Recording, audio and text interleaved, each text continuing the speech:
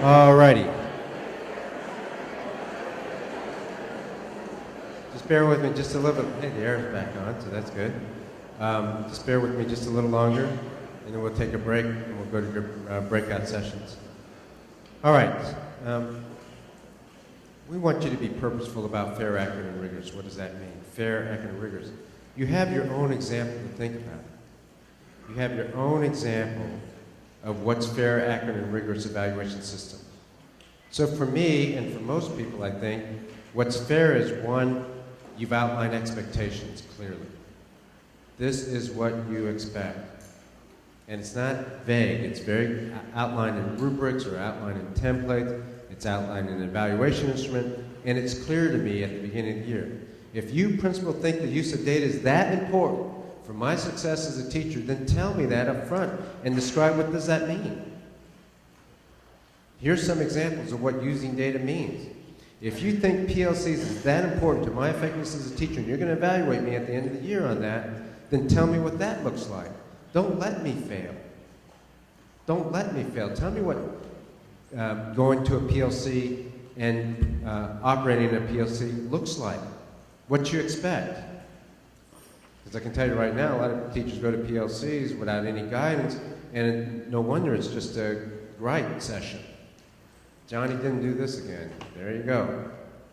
Mrs. Smith, harassed me for 30 minutes on the phone. That's not a PLC. If you're going to really expect that of a teacher, then outline the expectations clearly. And we're going to give you a chance to do that in the breakout session. The second thing is, once you've outlined clear expectations, then give me some opportunity to professionally grow. Align that professional development. Don't give me 20 things to learn. You said this year that you really focus on good data, besides multiple response strategy, lesson objective DOL, you're going to do good data and PLCs. That's enough. How about give me some training on PLCs? How about give me some training on data? What are you doing for me so I can grow as a teacher? How are you helping me?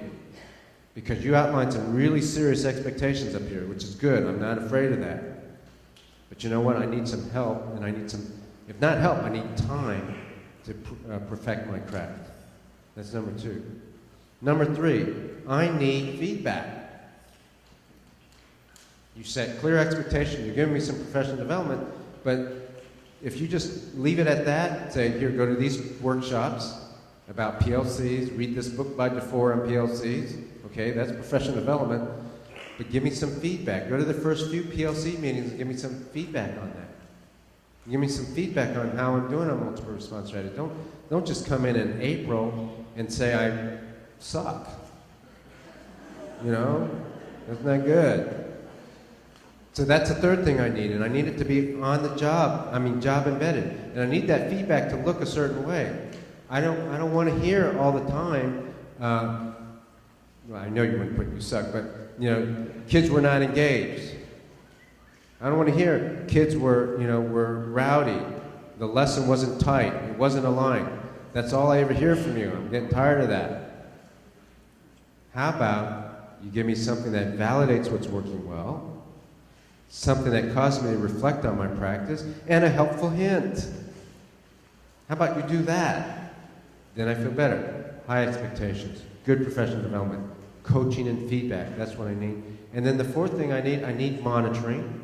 In other words, I can't just get feedback once in a while or when I'm doing something wrong. I need the progress monitoring. You need to tell me along the way, here's where you are, here's how you're doing. Just like principals want to know. How's my school doing? How's my mid-year review? What's my proficiency level right now? That's the fourth thing. The fifth thing I need is some opportunity to give you some of my ideas, or to at least ask questions, because I didn't understand that. And I debate this.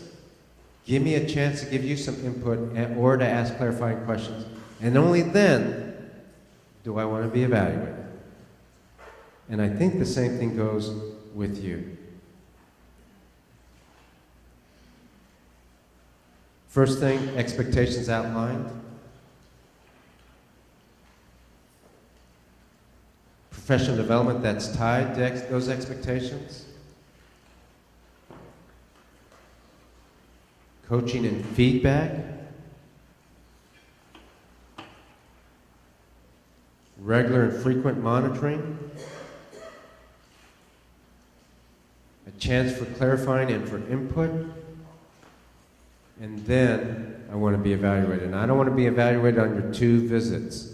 I want to be evaluated on a body of evidence. All year stuff. Because you came in on that one day, you know, I know we're not supposed to bring personal things in here, but, you know, on that day, these things happen. I just wasn't at the top of my game. And you happen to come in on that scheduled day, and, you know, that's why I didn't do too well. I want to be evaluated on a body of evidence. That's fair. Wouldn't you think that's fair? And our teachers, you know, our teachers, overwhelming majority of teachers, 90-some%, I don't know, maybe it's 98, 99%, want to do a good job. They come to work, and the other 2%, it's not that they don't want to do a good job, it's just that they're not stepping up to do what they need to do. But most of them want to do a good job. Most teachers tell me, I don't mind the rigor. What I mind is unfair practices. What I mind is I wasn't told. What I mind is it wasn't aligned. What I mind is I only got seen one time. What I mind is the AP came in and saw Johnny sleeping, and so my whole score was based on that one incident. Well, those teachers are right. That's kind of unfair, in my mind. Wouldn't it be unfair to you if we came into your school, looked one time, and it wasn't good, and we evaluated you on that one visit? That wouldn't be good. That would seem a little unfair to me. So, we've got to think purposely about that. When you go to the breakout sessions, that's what you're going to do this morning. You're going to look at a template with these 6 areas on there, and we're asking you, we're not collecting them or anything, what are you doing? Well, I'm not collecting them. I don't know what your assistant supers are doing, but what are you going to do purposely to outline expectations? Are you going to hand the teacher evaluation rubric and put it in everybody's mailbox and say, there, I outlined expectations? Some people don't even do that. You know, you should know, you're a teacher, you should know what to do. Are you going to outline expectations? How are you going to do that? What's your professional development thoughts? What are you going to do? Or are we just going to leave it to the Saturday training at the district? We're leaving it to the first week of training, that's it? That's it for you, teachers, that's all you get. So, that's what the exercise is in a little bit. Turn to your neighbor, talk about those 6 things and how they either describe or don't describe a fair, accurate, and rigorous evaluation system.